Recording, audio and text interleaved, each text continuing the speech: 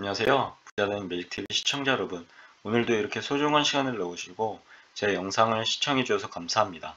오늘은 2022년 3월 2일 새벽 시간입니다. 오늘 나눌 주제는 부동산 경매 정의 및 역할에 대해서 깔끔하게 정리하기라는 주제로 한번 말씀드려 볼 예정인데요. 총 두 가지에 대해서 말씀드릴 예정입니다. 첫 번째는 경매 정의에 대해서 알아볼 예정이고요. 두 번째는 부동산 경매의 역할에 대해서 한번 알아볼 예정입니다. 우선 부동산 경매란 무엇일까요? 부동산 경매는 채권자의 법적 경매 신청 절차 및 신청에 따라서 법원이 채무자의 부동산을 강제로 매도해서 채무자가 채권자에게 빌린 자금을 돌려주는 강제집행의 절차를 말합니다. 즉 채권자의 정당한 권리를 보호해주는 기능을 한다고 보면 되는데요. 보통 세상을 살아갈 때 내가 가진 자금이 부족하다거나 은행이나 타인에게 해당 부족한 자금을 이자를 주고 빌려오게 되는데요. 즉, 해당 활동을 통해서 채권자와 채무자가 생기게 됩니다. 자금을 빌려주면 채권자가 되는 것이고요. 자금을 빌려오면 채무자가 되는 것이죠. 아마도 해당 부분은 태어나서 세상을 살아갈 때 누구나 한 번쯤은 경험하는 필수 사항일 것입니다. 그럼 알기 쉽게 예를 들어서 설명해 보겠습니다. 어느 날 김채무 씨가 30살인데요. 김채무 씨가 회사 생활을 하다가 따박따박 월급만 받아서는 살림살이가 빠듯하다고 생각해서 사업을 하고자 계획을 한번 잡아봤는데요. 그런데 김채무 씨가 가진 현재 자금을 보니 사업을 하기 위해서는 턱없이 부족한 자금만 있는 것을 확인해서 어떻게 하면 좋을까 고민을 하다가 자신이 가진 아파트를 담보로 매직은행에 가서 시가 5억 원에 현 아파트를 담보로 2억 원의 대출을 받으려고 하는 그런 상황을 한번 가정해 봤습니다. 이때 채무자와 채권자가 생기게 되는데요. 매직은행은 채권자가 되어서 빌려준 자금을 돌려받을 권리를 가지게 되고요. 김채무 씨는 채무자가 되어 빌려온 자금과 이자를 갚아야 할 의무가 생기게 됩니다. 즉, 채권자와 채무자가 생기게 되죠. 그런데 말입니다. 만약 김채무 씨가 빌려온 자금을 매직은행에게 돌려주지 않을 경우 어떻게 될까요? 여기서 매직은행은 김채무 씨에게 빚을 갚지 않았다고 김채무 씨의 해당 재산을 빼앗거나 아니면 매직은행이 해당 재산을 마음대로 할 수는 없는 노릇입니다. 그래서 이때 매직은행은 법의 힘을 빌려와야 하는데요.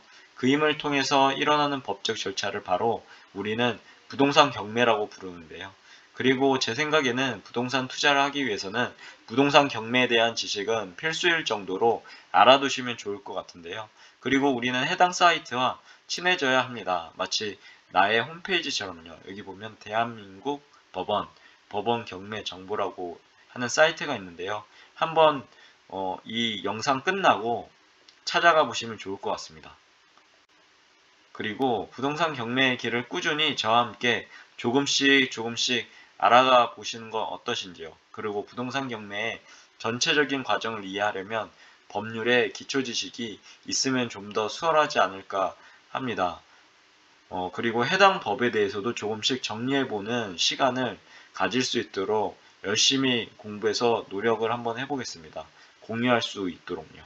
그리고 시청자 여러분들과 구독자 여러분들께 부동산 경매에 대해서 좀 더 잘 이해가 되실 수 있도록 저 역시도 열심히 노력해 볼 테니까요. 꼭 같이 공부해 보시죠. 우리는 할 수 있습니다. I can do it이죠. 그럼 부동산의 경매의 역할에 대해서 한번 정리해 볼까요? 부동산 경매의 역할에 대해서 정리해 보자면 우리가 가진 부동산 경매의 고정관념부터 저 멀리 던져버려야 할 것 같은데요. 예전에 제가 어릴 적에 드라마를 보다 보면 항상 나오는 레퍼토리가 있습니다. 집과 모든 자산이 경매로 넘어가서요. 빨간 딱지가 강제적으로 붙여지고 해당 집에 살고 있던 사람들이 쫓겨나고 해당 바닥에 앉아서 우는 그런 씬을 많이 보곤 했는데요. 다시 말해서 경매를 통해서 힘없는 타인의 불행을 이용해 자신의 이득을 얻는 사람이 있는 것처럼 느껴지기 때문이죠. 하지만 해당 내용은 부동산 경매에 대해서 부정적인 고정관념과 편견을 만들게 되는 것 같습니다. 제가 세상을 살아가면서 느낀 것이 있다면요.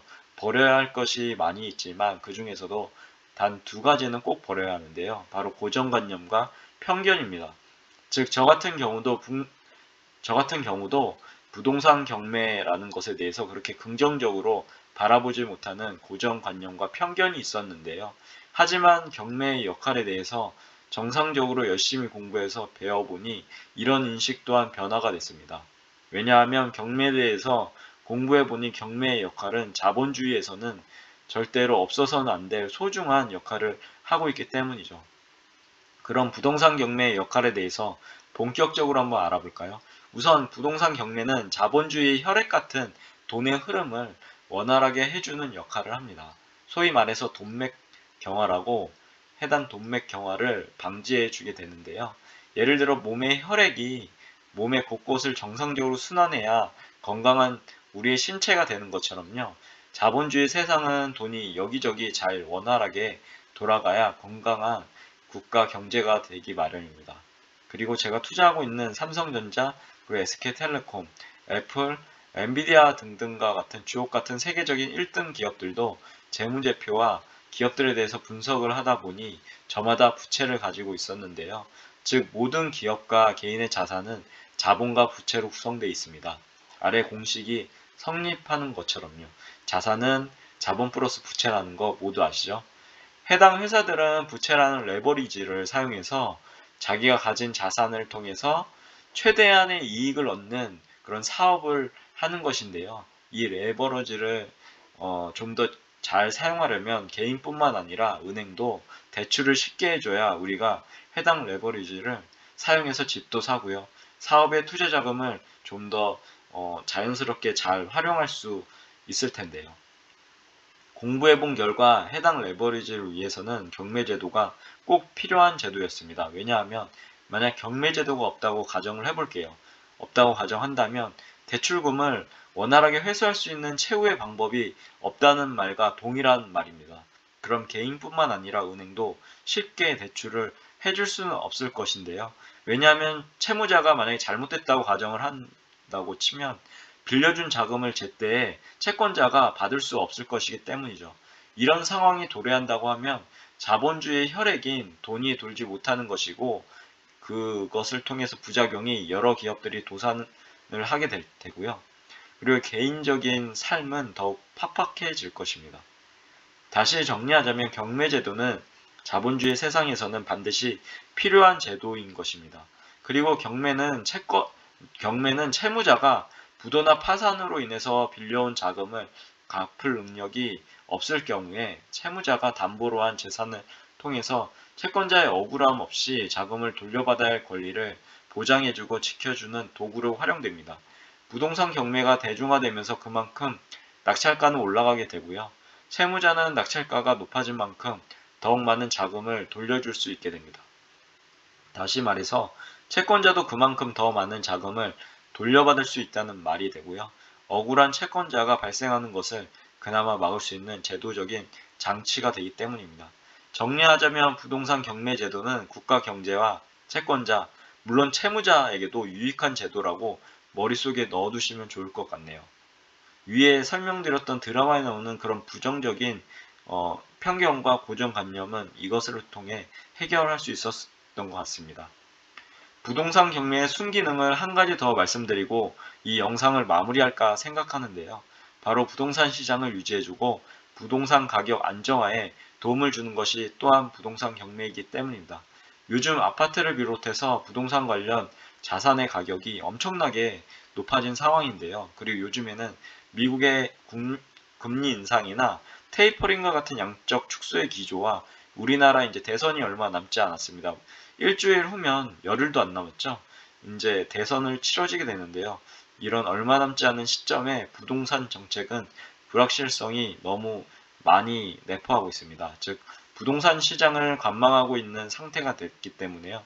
부동산 가격이 상승 추세를 마무리하고 지금 하락 추세에 있는 상황입니다. 부동산 거래가 거의 없다시피 하니 경매 시장에 부동산 물건들이 크게 늘어나고 있고요.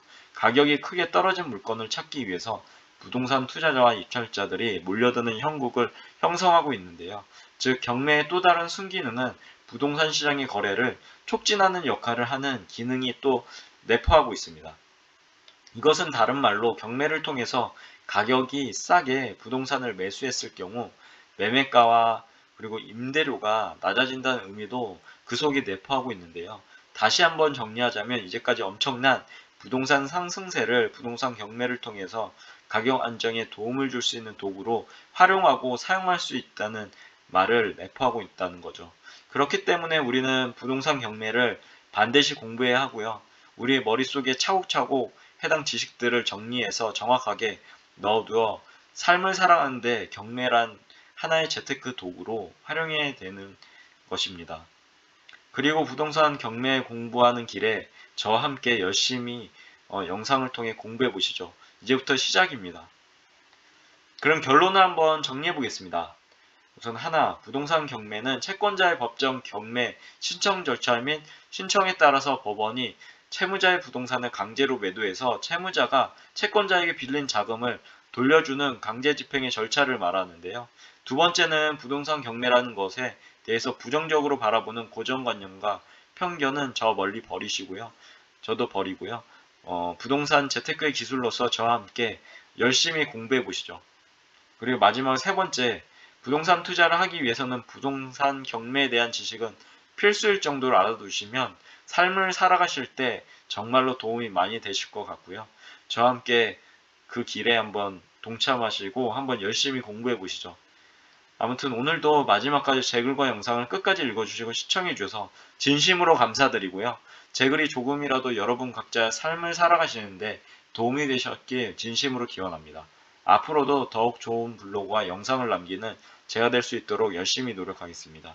그리고 제 글을 읽으시면 말이 됩니다. 항상 말에는 반드시 삶을 움직이는 힘이 있습니다.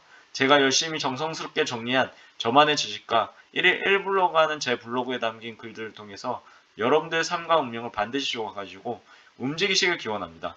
이상입니다. 감사합니다. 좋은 하루 되세요.